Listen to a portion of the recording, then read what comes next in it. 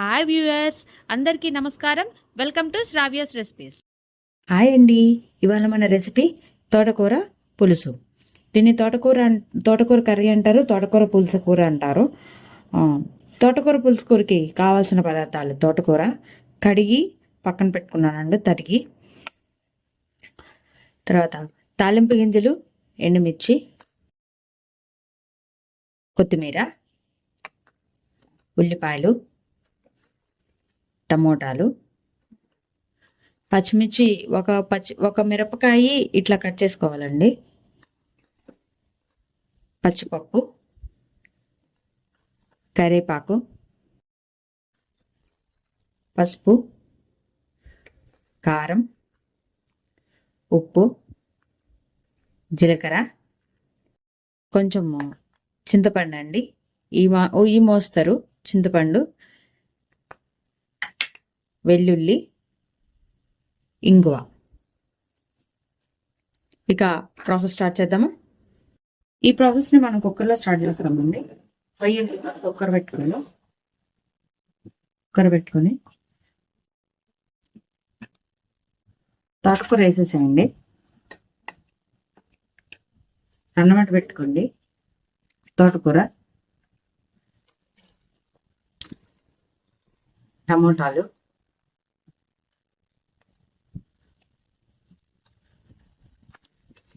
ఉల్లిపాయలు, పచ్చిమిర్చి, జీలకర్ర, పచ్చిపప్పు కూడా ఇప్పుడే వేసేయాలండి. పచ్చిపప్పు, కరివేపాకు వేయండి. కరివేపాకు ఇలా తుంచి వేయండి, అప్పుడు దాని ఫ్లేవర్ ఇంకా మంచిగా ఉంటుంది. పసుపు వేసేయండి.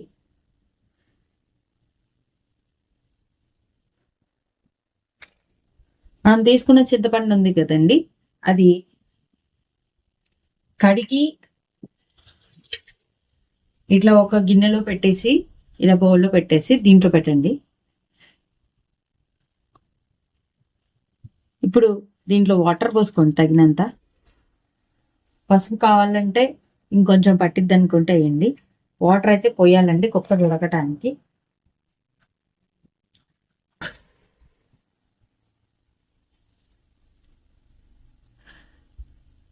ఇది అన్నంతో కూడా మనము పెట్టేసుకోవచ్చు అండి. డైరెక్ట్ గా అన్నం పెట్టేసుకొని అన్నం మీద ఇంకో ప్లేట్ పెట్టుకొని కుక్కర్ పెట్టేసుకోవచ్చు. అట్లా కూడా పెట్టుకోవచ్చు. ఇలా పెట్టేసుకొని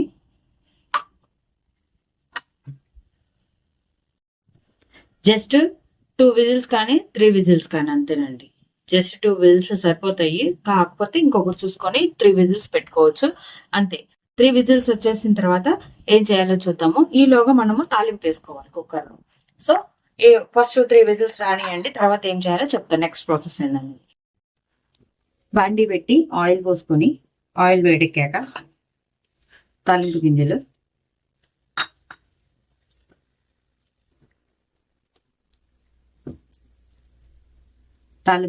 ఎండుమిర్చి వేసానండి, కరివేపాకు,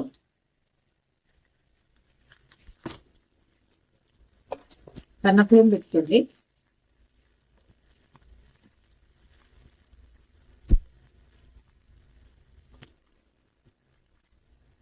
తాలింపు వేగాలండి.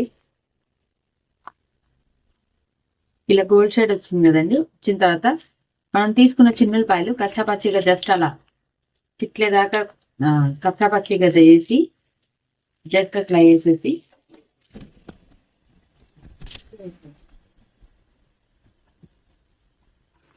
చిన్నులపాయ వేస్తే టేస్ట్ వస్తుందండి మంచిగా. అంతే, తాలింపు అయిపోయింది. తాలింపు వేసుకుని రెడీగా పక్కన పెట్టేసుకోండి. మరీ వేగక్కర్లేదండి చిన్నులపాయ. దాంట్లో వేస్తే ఆ వేడికి అదే ఇదవుతుంది, ఆ ఫ్లేవర్ పట్టేస్తుంది.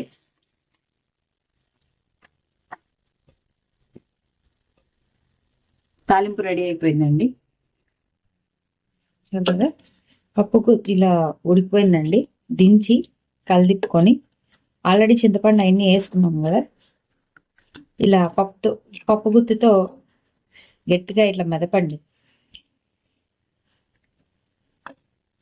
మొత్తం కలిసేదాకా పప్పు గుత్తితో ఇట్లా అనండి, మంచి టేస్ట్ పడుతుందండి. ప్రతి ఆకు కూడా మగ్గిపోతుంది కదా, తీరమ్మ మంచిగా ఉడికిపోతుంది.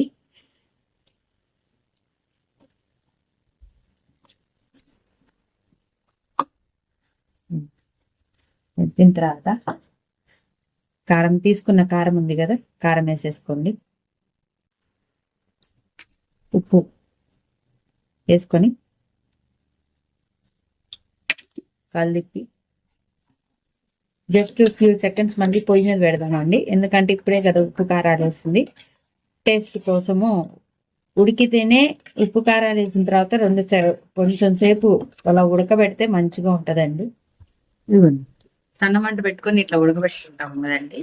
పెట్టేసుకొని జస్ట్ ఫ్యూ సెకండ్స్ సరిపోద్దండి.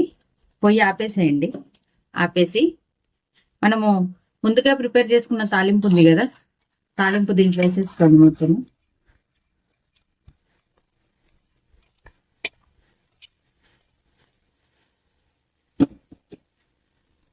కొత్తిమీర రెడీ చేసుకున్నానండి, కట్ చేసుకొని అది వేసేసుకోండి.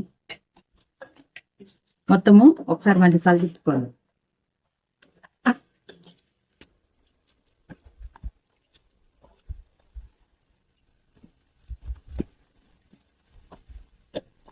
కమ్మగా వాసన వస్తుందండి, మంచి కమ్మటి వాసన వస్తుంది.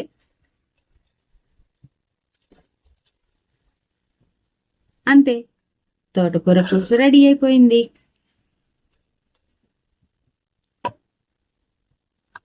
ఈ వీడియో కనుక మీకు నచ్చినట్టయితే ప్లీజ్ లైక్ చేసి, షేర్ చేసి, సబ్స్క్రైబ్ చేసుకోండి. Thank you for watching.